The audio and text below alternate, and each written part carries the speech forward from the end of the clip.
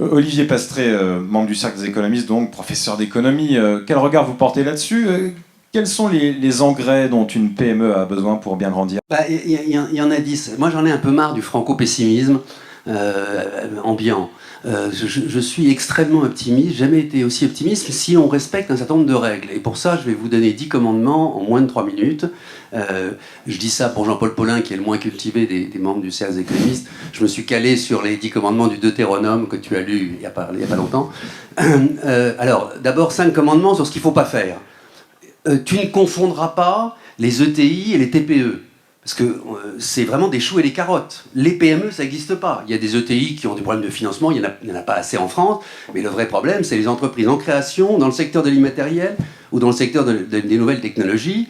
Et là, j'adore Charles Becbédé, j'ai une passion absolue. Mais il dit, moi, j'ai pas de problème, je fais du fonds propre. Tout le monde ne peut pas faire du fonds propre. Et il y a un vrai problème pour les toutes petites entreprises et les entreprises en création.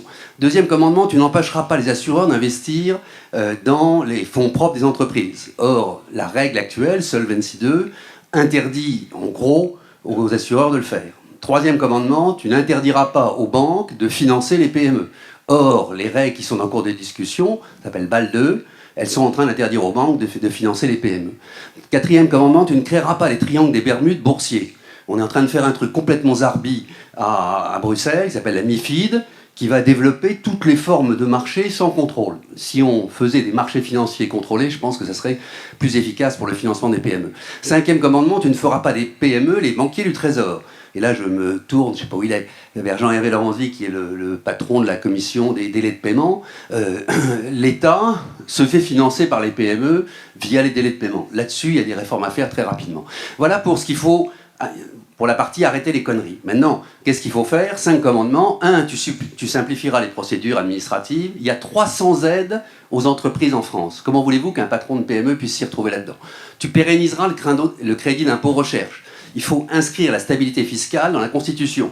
Au lieu d'inscrire le principe de précaution qui a fait crever des tonnes de PME, il vaudrait mieux une stabilité fiscale. Tu aideras à s'internationaliser, je ne développe pas parce qu'il y a l'autre table ronde traitera de ça. Tu seras imaginatif, un peu de pub. Il y a un projet aujourd'hui en France qui s'appelle le CFA qui mutualise les émissions obligataires pour les entreprises. Il faut lancer ce genre d'initiative pour aider les PME à se financer sur les marchés. Enfin, évidemment, tu feras d'Euronext et d'Enternext la première bourse européenne. J'ai parlé de l'État. Maintenant, 3 obligations pour les chefs d'entreprise. 1, ils sont obligés de faire des obligations. 2, ils sont obligés d'être un peu transparents. 3, ils devraient être un petit peu loyaux. Si on ne rétablit pas la confiance en France, les PME ne pourront pas se financer. Voilà. Et comme disait Moïse, il faut aller plus loin, agir plus vite, faire plus simple et frapper plus fort. Merci Olivier Pastré pour ces 10 commandements.